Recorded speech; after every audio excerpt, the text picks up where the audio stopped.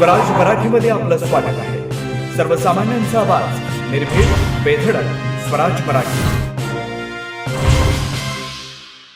कुरुंदवाड अनवडी नदीपात्रात भैरववाडी येथील एक मृतदेह सापडल्यानं खळबळ उडाली आहे। कुरुंदवाड राजवाड्याजवळील संजय बाबू बंडगर असं मृत व्यक्तीचं नाव आहे। याबाबतची वर्दी दर्शन रावसाहेब बंडगर यांनी कुरुंदवाड पोलिसात दिली आहे। याबाबत मिळालेली माहिती अशी, 23 मार्च रोजी सायंकाळी संजय बंडगर हे अनवडी नदीपात्रात पाय घसरून पाण्यात पडले। त्यांचा 2 दिवस शोध घेतला।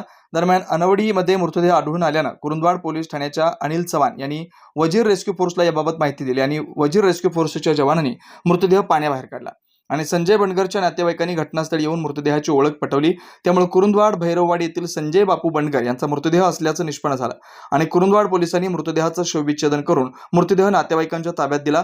याबाबत अधिक तपास कुरुंदवाड पोलीस करतात।